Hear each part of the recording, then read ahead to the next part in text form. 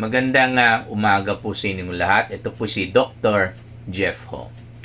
Kahapon po ay binanggit po natin kung bakit hindi masyado po importante sa akin yung laboratory test. No? Sinabi ko na po na hindi lahat ng laboratory test ay nagsasabi ng totoo. Hindi naman sa nagsisinungaling yung laboratory test, no? Or yung result, no? Kundi minsan, okay, may ginawa yung pasyente, kaya po ang result ng laboratory test niya ay naging normal. Katulad sa UTI na binanggit ko kapon, masakit umihi, lalo na sa katapusan. Minsan may dugo na sa katapusan. Pagkatapos ng umihi, naihi na naman po siya after 20 to 30 minutes. Sa Bisaya pa na, busaw. Okay? Sa English, urinary frequency. Okay? Pero dahil po sa nasanay na niya noon na tuwing may nararamdaman siya ng ganyan, inom lang siya ng tubig. Tubig, tubig, tubig. At nawawala po yung nararamdaman niya na yung sinasabi po natin na busaw or sakit umihi sa katapusan ng ihi. Kasi alam niya no? So, palagi na lang ganyan. Okay? At pag nagpapa-examine po siya ng ihi at nakainom po siya ng maraming tubig, syempre, magiging normal po yung ihi niya kasi magiging malabnaw na po yung ihi niya. Nevertheless, kahit normal ang ihi niya sa laboratory test, kailangan gamutin po natin ang pasyente. Kasi darating yung araw na hindi na talaga maagapan sa tubig lamang at talagang aakyat na po yung mikrobyo galing sa urinary bladder or pantog sa Bisaya.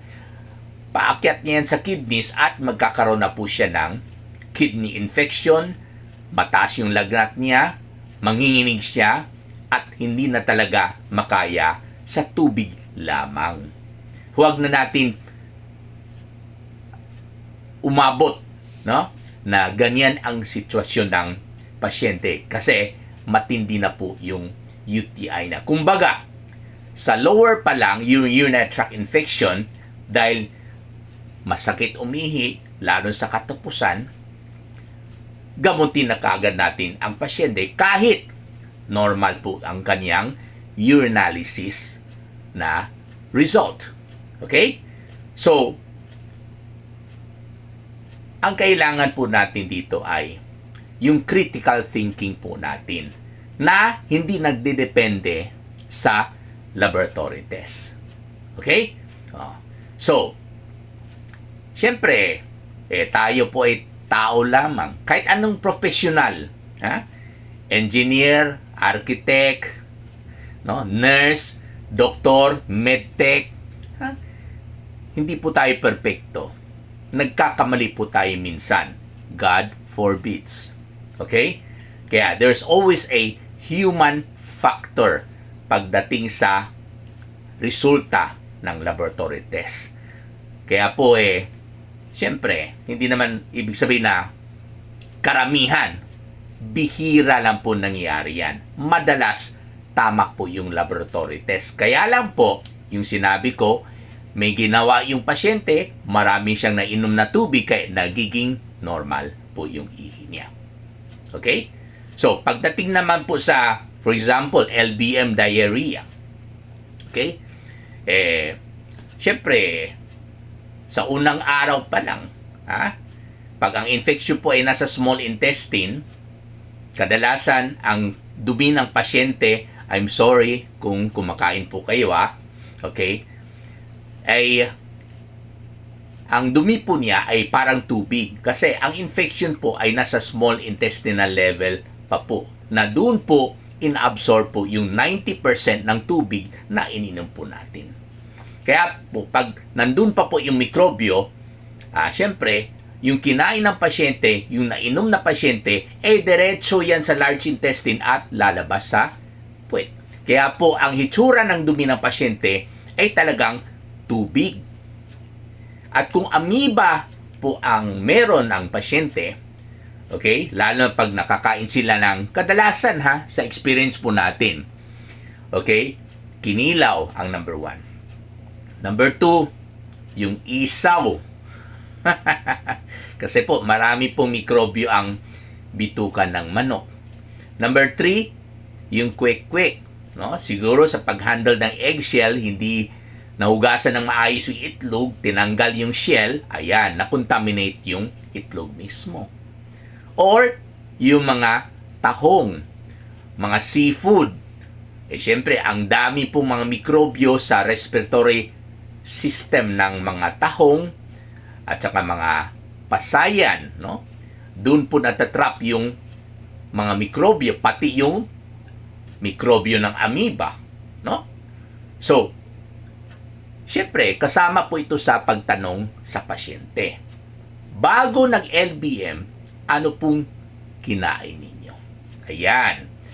So, more or less, may idea na po tayo na, baka amoeba po ito. Ang tanong po natin, ipa-examine po ba natin yung dumi? Ako, hindi na po kailangan. Number 1, bakit? Kasi sa tanong pa lang, sa kwento pa lang ng pasyente, more or less, makakapagsabi po tayo na baka contaminated po yung kinain ng pasyente at kadalasan po dito sa Davao City at Pilipinas ay amoeba po ang dahilan. No?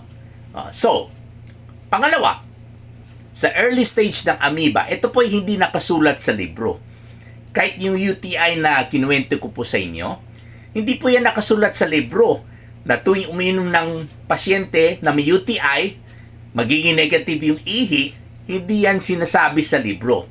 Sa experience po natin yan. Kaya po, hindi ko nahihintayin na magkaroon ng upper urinary tract infection or magkakaroon ng mataas na lagnat dahil sa kidney infection or hindi ko na po hintayin na magiging positive yung ihi niya sa laboratory test para gamutin. No? Kasi sa experience po natin, alam na natin na gamutin na po natin ito kahit normal ang urinalysis. Pagdating po sa amoebiasis, kadalasan negative po yan. Kasi po, ang infection po ay nasa small intestine pa. Kaya pag examine ng medtech, yung dumi ay puro watery, wala po yung mucoid na particle, madalas negative po yung dumi ng pasyente. Kaya po, kahit negative sa amoeba ang dumi ng pasyente, gamutin na po natin ang pasyente. At huwag po natin hintayin na maglala yung diarrhea ng pasyente. Maraming salamat po.